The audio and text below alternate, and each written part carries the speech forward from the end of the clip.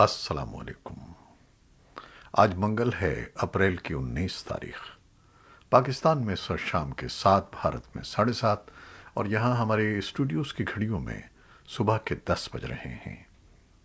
Voice of America Washington کی Urdu service سے میں ہوں خالد حمید، خبروں کے بلیٹن کے ساتھ۔ پاکستان کے وزیر اعظم شہباز شریف کی 34 رکنی کابینہ نے حلف اٹھا لیا ہے۔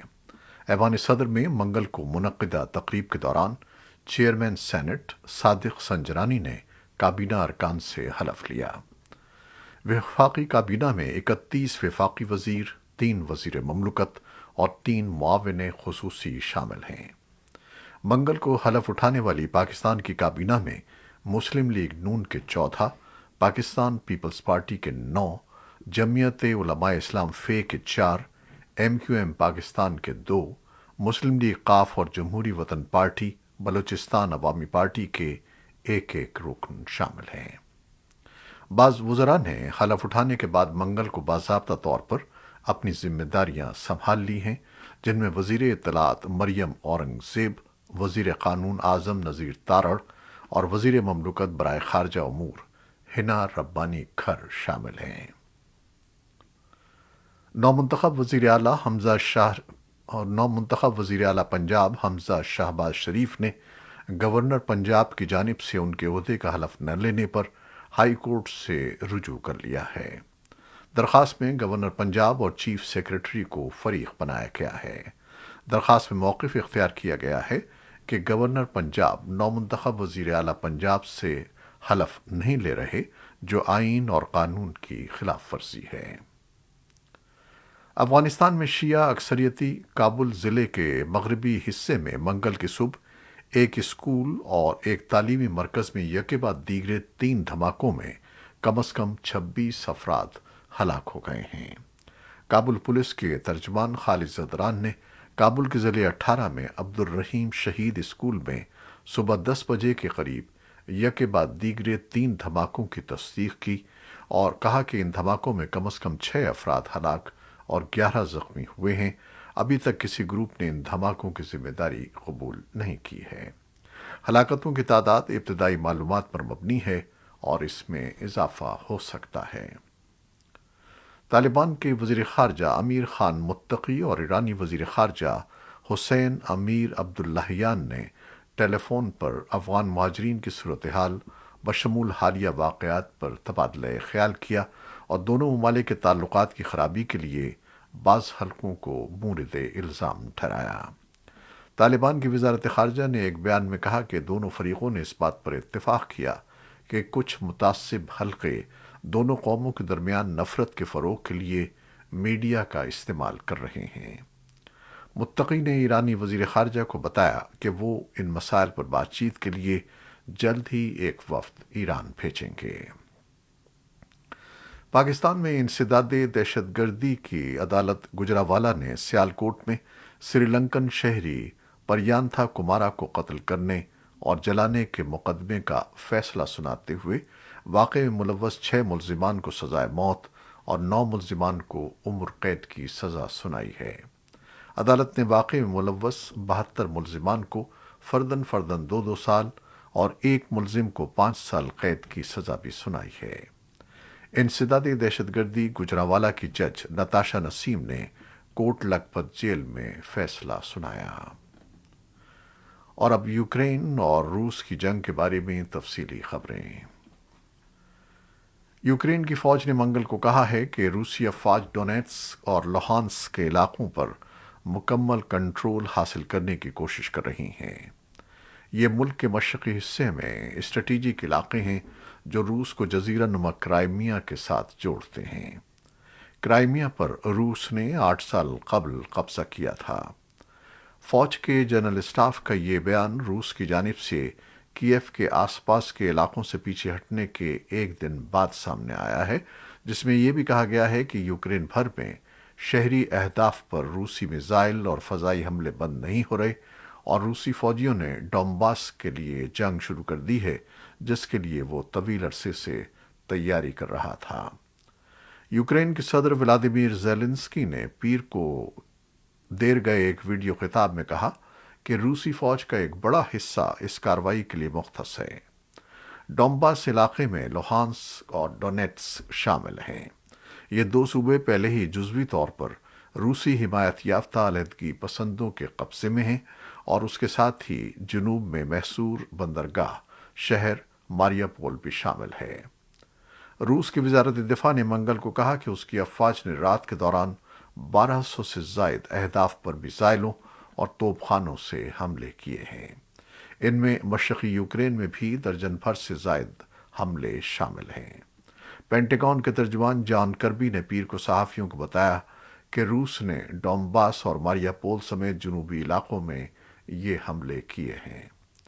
انسانی ہمدردی کے عہدیداروں نے ان علاقوں میں لوگوں کو رسد پہنچانے میں رکاوٹوں کے بارے میں تشویش کا اظہار کیا ہے، جہاں ماریاپول سمیت بدترین تشدد دیکھا گیا ہے اور شہریوں کے لیے محفوظ راہداریوں کی تشکیل میں دشواری پیش آ رہی ہے۔ یوکرین کی نائب وزیر اعظم ارینا ویرشچک نے منگل کو کہا کہ روس کے ساتھ معاہدہ نہ ہونے کی وجہ سے مسلسل تیسرے دن بھی کوئی انسانی راہداری فعال نہیں ہو سکی ہے۔ امریکہ کے صدر جو بائیڈن آج منگل کو اتحادیوں کے ساتھ یوکرین کی صورتحال پر تبادلہ خیال کے لیے ایک ویڈیو کال کر رہے ہیں۔ وائٹ ہاؤس نے اس بات چیت میں یوکرین کے لیے مسلسل حمایت اور روس کو جواب دہ ٹھہرانے کی کوششوں کا نام دیا ہے۔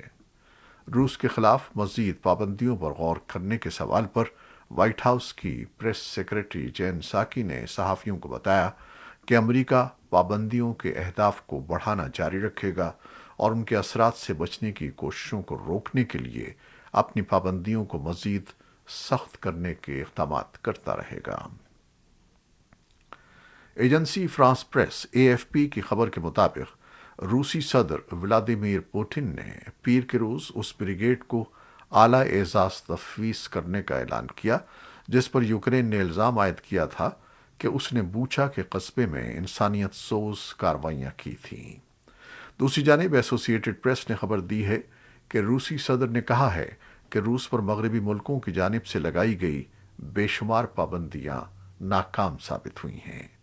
انہوں نے مزید کہا کہ معاشی الغار کی یہ حکمت عملی ناکام ہو چکی ہے۔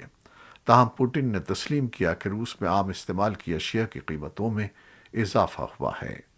پچھلے سال کے مقابلے میں اپریل میں قیمتوں میں 17.5 کی شرح سے اضافہ دیکھا گیا ہے۔ اقوام متحدہ کے انسانی ہمدردی کے شعبے کے سربراہ مارٹن گریفٹس منگل کو ترکی کا دورہ کر رہے ہیں تاکہ یوکرین میں کسی حد تک انسانی بنیادوں پر جنگ بندی کے حصول کے لیے اپنی کوششیں جاری رکھیں۔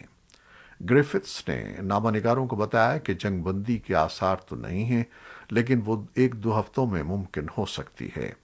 انہوں نے کہا کہ اس کا انحصار لڑائی کی سمت پر ہے کہ صورتحال کیا ہے اور روس اور یوکرین کے درمیان مذاکرات کی کیا شکل بنتی ہے۔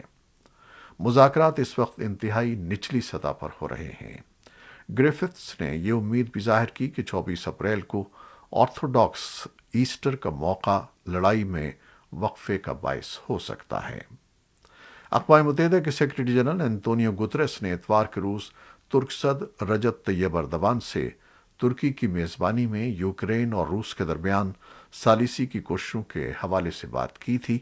گریفٹس اردوان کے ساتھ اسی تناظر میں بات کریں گے۔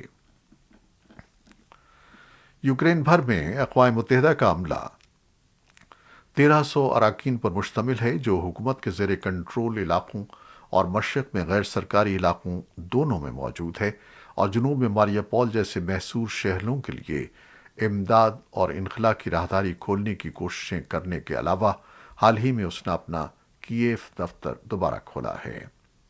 اقوام متحدہ کا کہنا ہے کہ 24 فروری کو روس کے حملے کے بعد سے 4.9 ملین افراد یوکرین سے نقل مکانی کر چکے ہیں، جبکہ 7.1 ملین مزید اندرونی طور پر بے گھر ہو چکے ہیں۔ امریکہ کی وزیر خزانہ جینٹ یلن اس ہفتے واشنگٹن میں بین الاقوامی مالیاتی فنڈ اور ورلڈ بینک کے موسم بہار کے اجلاسوں کے دوران یوکرین کے وزیر اعظم سے ملاقات کا ارادہ رکھتی ہیں۔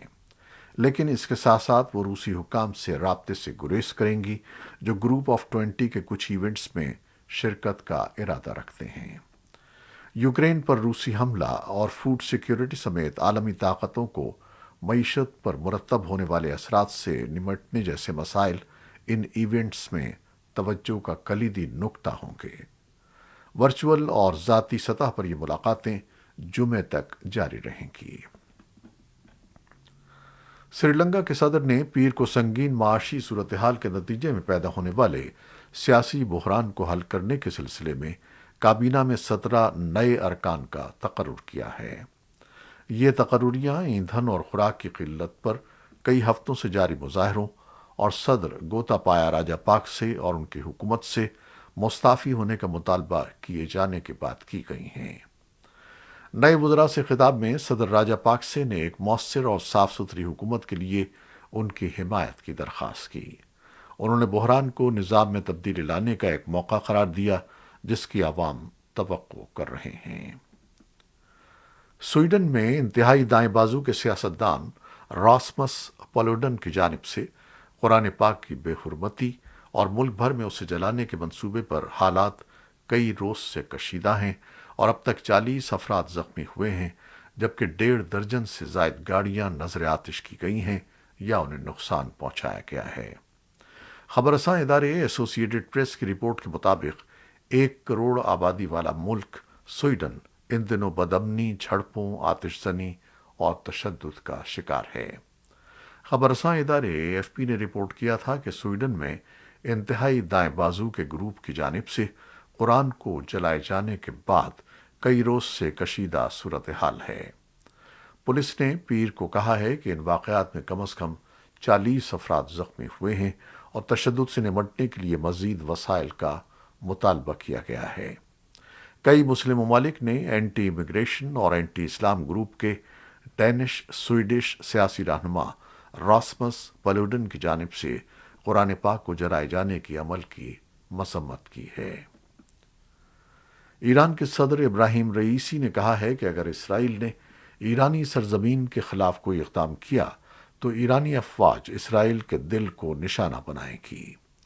انہوں نے یہ بات پیر کے روز فوجی پریڈ سے خطاب کرتے ہوئے ایک ایسے وقت میں کی جب سن 2015 کے جوہری معاہدے کو بحال کرنے کے لیے ایران اور عالمی طاقتوں کے درمیان مذاکرات تعطل کا شکار ہیں۔